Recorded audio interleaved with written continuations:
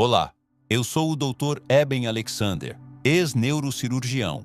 Minha experiência aconteceu em novembro de 2008. Desde então, passei mais de 15 anos tentando compreendê-la e chegar a uma visão mais profunda como cientista.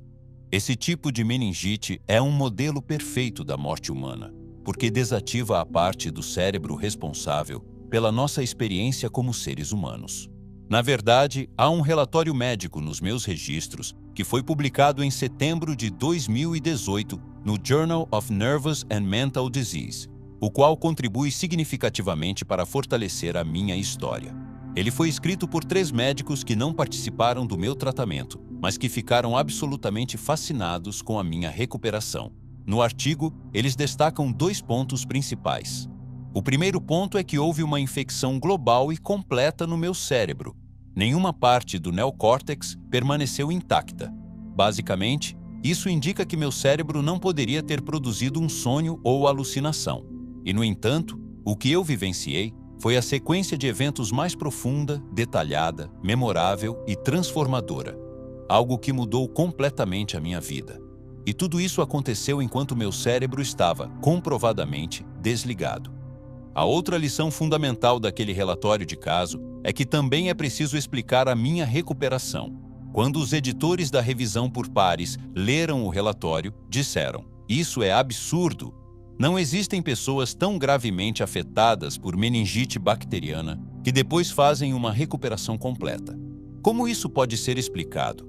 Os 3 médicos que escreveram o relatório disseram: "É porque ele teve uma experiência de quase morte." Com esse contexto, gostaria agora de compartilhar como foi essa experiência e por que a comunidade neurocientífica presta tanta atenção à minha história. Um aspecto importante da minha jornada foi a amnésia. Eu entrei nessa EQM sem nenhuma memória da Terra, da humanidade ou dos eventos da vida de Eben Alexander. Era como uma folha em branco. Tudo começou com o que chamo de visão de olho de minhoca. Um reino muito primitivo, grosseiro e sem resposta. Eu sentia como se estivesse cercado por raízes, em um lugar sujo. Essa fase inicial pareceu durar uma eternidade. Mas a boa notícia é que ela não durou para sempre.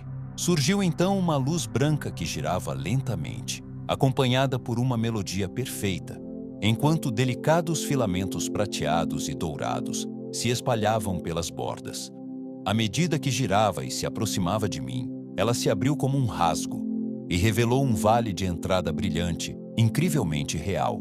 É aqui que gosto de enfatizar algo importante para quem imagina que uma experiência de quase morte seja vaga, fantasiosa ou nebulosa. Este mundo, o mundo material, é que parece vago e nebuloso em comparação com aquela realidade. Lá, tudo era nítido, cristalino e simplesmente belo, além de qualquer possibilidade de descrição. Eu era apenas um ponto de consciência pousado sobre a asa de uma borboleta. E ao meu redor, milhões de outras borboletas voavam em espirais, formando padrões vastos e harmoniosos. Estávamos acima de um prado incrivelmente verdejante e fértil, cercado por uma floresta exuberante que transbordava vida.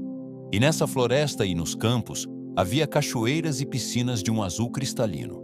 Havia milhares de seres dançando nesse prado com uma alegria e festividade incríveis. Me lembro com muita clareza de cachorros saltando, crianças brincando, e toda essa festividade era alimentada por esferas de luz que pairavam acima, seres espirituais puros que, quando voltei para este mundo, chamei de coros angelicais. E esses coros angelicais que sobrevoavam emitiam cantos, hinos e louvores que ecoavam poderosamente pela minha consciência. Era um lar espiritual, profundamente acolhedor. Outra coisa sobre aquele vale do portal: eu não estava sozinho. Havia uma jovem. Ela nunca disse uma palavra, nunca precisou. As verdades emocionais dela estavam diretamente ligadas à minha mente, em uma espécie de fusão mental, enquanto ela transmitia a mensagem que acredito ter sido o principal propósito da minha volta a este mundo. Você é profundamente amado e valorizado para sempre. Você não tem nada a temer. Você é cuidado com abundância e você não pode cometer erro algum. Eu estava em um reino de amor tão puro que o caminho mais natural e verdadeiro era aquele baseado em bondade amorosa, compaixão, misericórdia, aceitação, quando necessária, e perdão. E é isso que ela quis dizer com "você não pode cometer erro algum", porque essa é a essência que transforma tantas pessoas que passam por experiências de quase morte.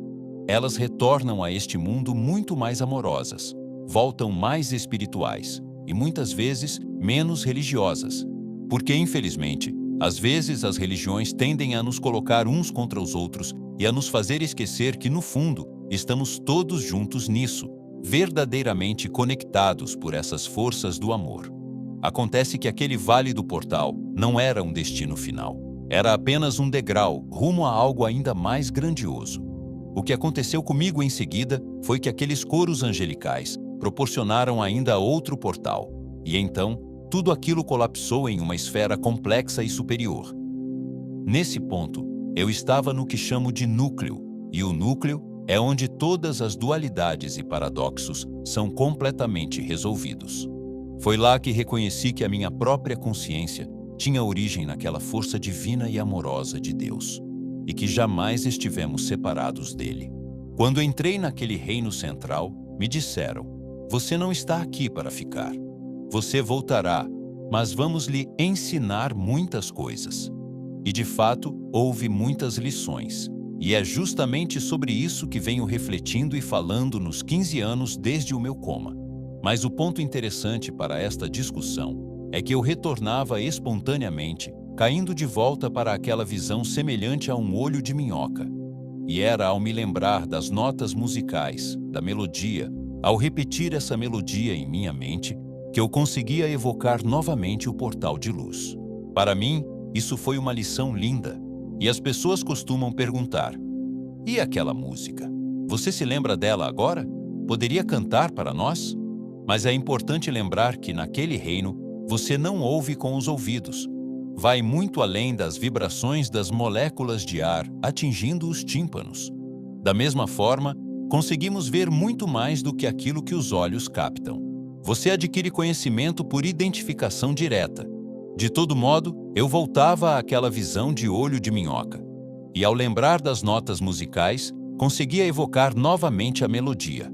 Fiz essa jornada várias vezes e recebi múltiplas lições ao longo do caminho. E, de muitas maneiras, o meio era a própria mensagem. O simples fato de eu conseguir transitar entre diferentes níveis de consciência já me ensinava muito sobre o reino espiritual, sobre a própria consciência e sobre aspectos dela que vão muito além dos efeitos limitadores do cérebro. Aprendi, como neurocientista, que o cérebro não cria a consciência. Ele funciona como um transceptor, ou um filtro. E é por isso que, quando o cérebro e o corpo morrem, isso não representa o fim da consciência. Na verdade, trata-se de uma expansão e crescimento da consciência, à medida que somos libertados das amarras do cérebro e do corpo. É por isso que essa jornada é uma verdadeira aventura, e não algo a ser temido. Para aqueles que pensam: "Bom, eu não gosto desta vida, não gosto deste mundo material. Por que não posso simplesmente ficar para sempre naquele reino celestial?" A resposta é que temos trabalho a fazer como almas neste mundo. O objetivo não é passar a eternidade naquele reino celestial. Quero dizer que a perfeição eterna não contribui para o crescimento da mente única. Houve um momento, é claro, em que a melodia deixou de funcionar. Ela já não evocava mais aquele portal de luz maravilhoso. Dizer que fiquei triste naquele momento seria pouco. Mas eu também sabia que podia confiar, que seria amparado. Recebi essa certeza todas as vezes em que passei pelo núcleo, a certeza de que eu era profundamente amado e valorizado. Tudo isso já fazia parte do meu entendimento. Mas agora eu estava de volta àquela fase inicial mais sombria, a visão de olho de minhoca, e mesmo assim sentia uma linda e amorosa energia de paz, como se estivesse em um lar espiritual, irradiada por aqueles seres ao meu redor. Quando voltei a este mundo, semanas depois, chamei tudo aquilo de o poder da oração. Passei toda essa jornada em um estado de amnésia, como se estivesse sob um pequeno cobertor de conforto, acreditando que tanto fazia continuar ou partir, como se nada tivesse real importância. Mas agora eu percebia que tudo importava. E foi a coisa mais difícil que já tive que fazer na vida: lutar para voltar a este mundo. Quando comecei a acordar naquela cama da UTI, lutando contra o ventilador, finalmente tiraram o tubo. Eu disse: obrigado. Não me lembro muito do que aconteceu nas primeiras 36 horas, mas minha irmã Phyllis me contou algo marcante. Ela disse que foi a coisa mais incrível, porque todos achavam que eu ia morrer e jamais voltaria. Então me viram retornando e se perguntavam: como isso vai ser? E disseram que literalmente em poucos minutos eu já estava sentado na cama, olhando para cada pessoa ao meu redor e dizendo: não se preocupem, está tudo bem. Passei os últimos 15 anos, desde meu coma, trabalhando com cientistas ao redor do mundo em busca de uma compreensão mais profunda de tudo isso. E o que posso dizer agora é que estamos vivendo uma verdadeira revolução na comunidade científica. Uma revolução que reconhece não apenas a realidade das experiências de quase morte, mas também um vasto corpo de evidências que apoia fenômenos como experiências compartilhadas de morte, telepatia e visão remota. Todas essas manifestações fazem parte de um modelo muito mais amplo da consciência. Para quem quiser conhecer mais sobre essa revolução, recomendo a leitura de Living in a Mindful Universe.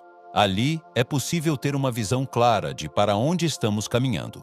De fato, é um momento muito empolgante.